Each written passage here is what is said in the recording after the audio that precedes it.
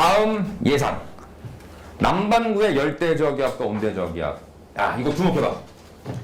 일단 내 생각에 오래전부터 이 남반구의 저기압에 대한 문제가 출제될 거라고 예상이 됐었어.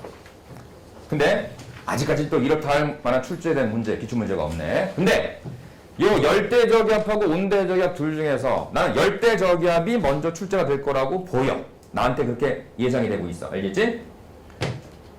일단 여기 위도선을 두 개 그려볼 거야. 니들 받은 프린트에는 지금 흑백으로 되어 있기 때문에, 그치? 그래서 이제 검은 선, 흰 선으로 나와 있겠지만, 그림을 잘 봐. 먼저 열대저기압, 남반구의 열대저기압부터 분석해보자. 여기를 적도, 여기를 남위 30도, 여기를 남위 60도라고 쳐보자. 자, 당연히 여기는 남동 무역풍이 불고 있는 곳이고 여기는 편서풍이 불고 있는 곳이야. 그지? 남반구 열대 저기압 역시 윌리윌리 사이클론. 예를 들어 적도나 적도 가까이에서는 형성되질 않아. 왜? 전향력이 없거나 작기 때문에. 똑같아.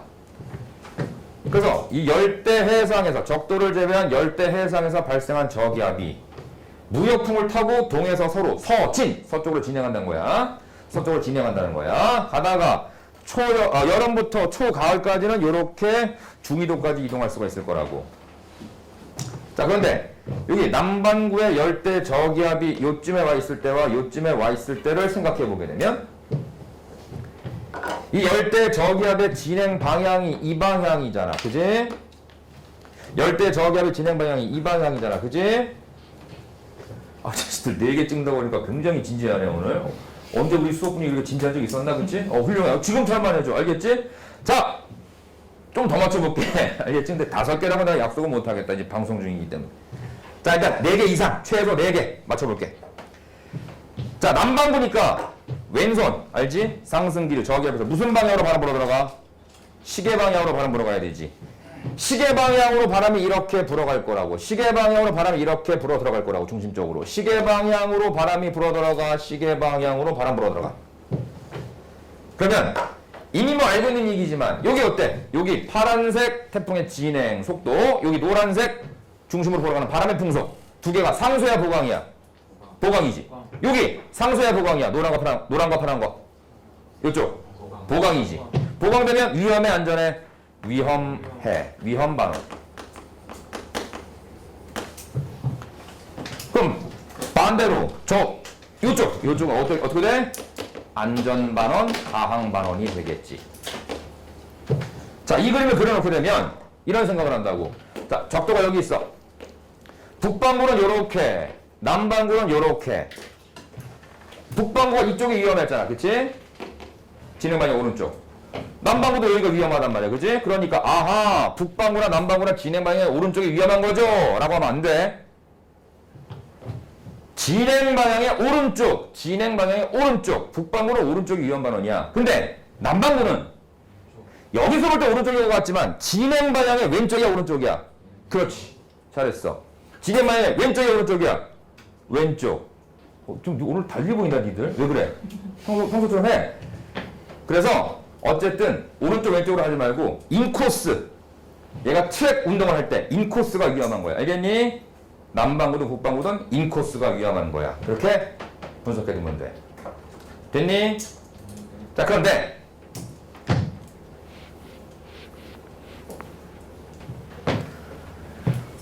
여기 온대저기압 봐. 온대저기압. 자, 요거 열대저기압보다는 출제 가능성이 낮다고 보여지긴 하지만 몰라. 갑자기 미칠 쪽하고 남반구 온대저기압 나올 수도 있다고 봐. 우리 그 미친 문제를 맞춰보자는 얘기지. 자, 따로 그려볼게요. 여기다가 적도, 그리고 여기다가 남위 30도, 그리고 남위 60도 그려보자고. 어차피 남반구도 온대저기압이니까 온대지만 여기 30도, 60도 요 사이에서 가장 많이 만들어지겠지. 자, 항상 얘기하는 거지만 적도를 기준으로 북반구, 남반구인데 적도를 기준으로 적도에서 멀어지면 고위도로 가는 거야? 찬대로 가는 거야? 항상 기억해. 헷갈리지 마.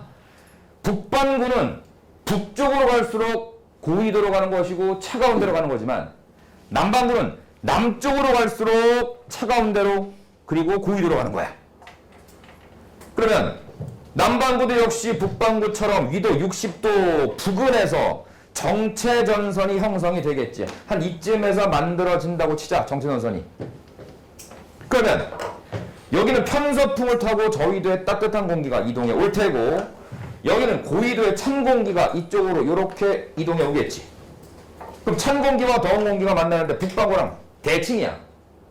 북반구는 북쪽이 찬 공기, 남반구는 남쪽이 찬 공기니까. 그러면 찬 공기는 당연히 북쪽으로, 밀도가 크니까 북쪽으로 파고 들어가려고 할 테고, 따뜻한 공기는 남쪽으로 고위도로 타고 올라가려고 하겠지. 맞아? 그래서 정체전선이 만들어졌는데, 자, 이 정체전선이 여기 봐봐. 북반구 설명이랑 똑같다고 보면 돼. 근데 이미 느낌은 왔지. 북반구, 남반구가 전향의 결과가 반대니까 뭔가 반대일 거란 생각 해봤지, 그치? 대칭이야. 반대로 대칭으로, 적도를 기준으로 대칭으로 드러나게 되는데, 원래 정체전선이 이랬잖아. 원래 이러했던 정체전선의 파동이 형성됐어. 점선으로 표현해볼게. 이 파동이 구불구불 찬 공기와 더운 공기가 상호작용을 하다 보니까 구불구불 요렇게 파동이 형성됐어. 그러면 요쪽이 찬 공기고 여기가 따뜻한 공기니까, 됐지? 그 여기 원래라는 건 뭐냐? 이 점선, 원래 직선 형태, 요 정체전선 파동 후에 여기 원래 어떤 공기 있던 곳이야? 찬 공기가 있던 곳인데 따뜻한 공기가 남쪽으로 갔지. 여기 원래 따뜻한 공기가 있던 곳인데 찬 공기가 갔지. 여기는 따뜻한 공기가 찬 공기 쪽으로 이동을 했지. 원래 차던 데가 데워졌단 말이야. 그렇다고 한다면 이 차던 데가 데워지면 가열되는 거니까, 가열되면 뭐가 생긴다? 상승 기류가 생기지. 그 상승 기류가 생긴 곳을 우리는 저기압 중심이라고 불러. 여기다가 등압선을 그려보자. 자, 여기선 요 영역에서 여기가 가장 기압 낮은 곳이야. 근데 무슨 방향으로 바람 불어 들어가? 왼손이니까 상승 기류 시계 방향으로 바람 불어가야 되겠지. 시계 방향으로 바람이 불어 들어가야 되겠지. 시계 방향으로 바람 불어가게 되면 찬 공기, 파란색이 빨간색 쪽 따뜻한 공기 쪽으로 가니까 찬 공기가 더운 공기를 밀어 올리잖아. 아래로 파고들면서. 그럼 이쪽에 한랭 전선이 형성이 돼. 다시 시계 방향으로 저기압 중심을 향해 바람 불어 들어가니까, 시계 방향으로 저기압 중심으로 바람 불어 가니까 찬 공기가 더운 공기 쪽으로 파고들어 이동하면서 한랭 전선이 형성이 돼. 그리고 여기는 따뜻한 공기가 찬 공기 쪽으로 타고 올라가겠지. 밀도가 작으니까 온난 전선이 형성된다고. 따뜻한 공기가 찬 공기 쪽으로 이동하면서 온난 전선을 형성하게 된다고. 자, 그러면 그림 나왔어. 결론 나왔어. 온대저기압 중심, 남반구의 온대저기압. 그럼 이쪽에 무슨 전선? 한랭 전선. 이쪽에 무슨 전선? 온난 전선이 형성되는 거야. 됐어? 신기하다. 신기한 게 아니라 원래 그래. 신기하다. 북반구랑 뭔가 같은 게 있어. 신기해. 신기한 게 아니야. 원래 그럴 수밖에 없어. 적도가 여기 있을 때. 북반구는 저기압 중심이 여기 있다고 치면 요 남서쪽으로 한랭 전선이, 남동쪽으로 온난 전선이 이렇게 형성되잖아. 맞아? 그러니까 남북반구가 완전 반대는 아니야. 남북반구가 완전 반대가 아니라 동서는 안 바뀌어.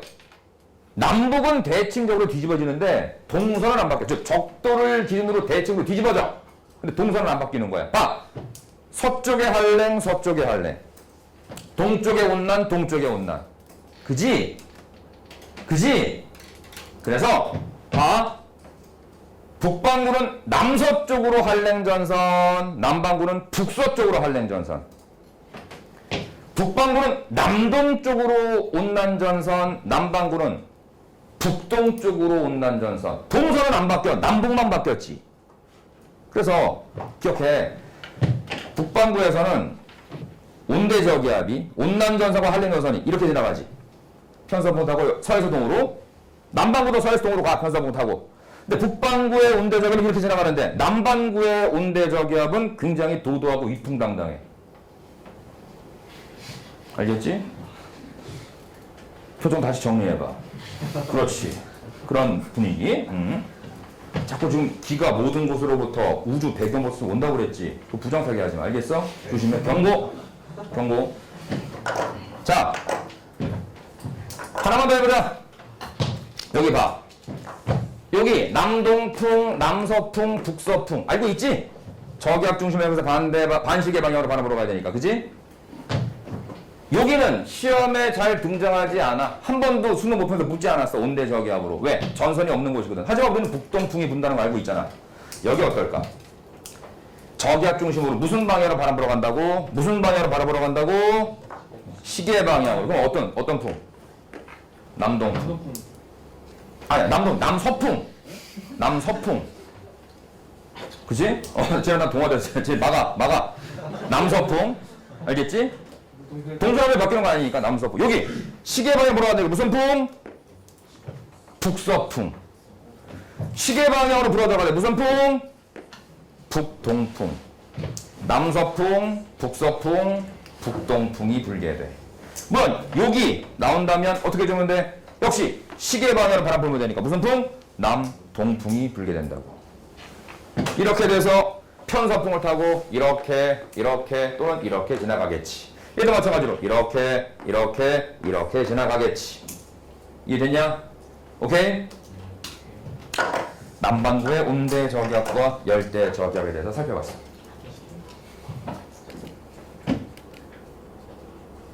수능 완성 문제. 작년 2022학년도 작년 수능 완성 교재 문제야.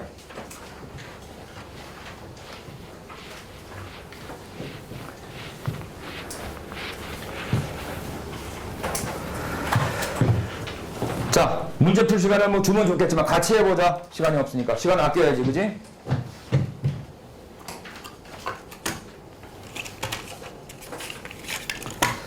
자, 수업 시간에 누누이 얘기했었어. 이렇게. 이게 뭐야? 온대 저기압이 아닌 열대 저기압의 기상위성 사진이라고 보자. 그럼 여기 반드시 뭐가? 반시계 방향으로 바람 불어가는 저기압을 우리가 배웠어. 그래서 이렇게 반시계 방향, 이렇게 뭔가 반시계 방향 가는 것처럼 이렇게 막 그려져 있잖아. 구름이, 그지? 구름이 꼬리가 막 생긴단 말이야, 그지? 그리고 태풍의 눈이 가운데 빵 떨어져야지, 이렇게. 까맣게. 됐지? 자, 그러면 이 기상위성 영상 온대 저기압이라고 그랬잖아. 열대 저기압이라고 그랬잖아. 저기압이니까 뭘 보고 있는 거야? 저기압 중심. 맞니? 그래서 여기에 반시계 방향으로 바람이 불어 들어가는 거다. 맞아? 아니지. 그렇게 하면 안 된다고 그랬잖아. 왜? 또 속았어. 지면 기준.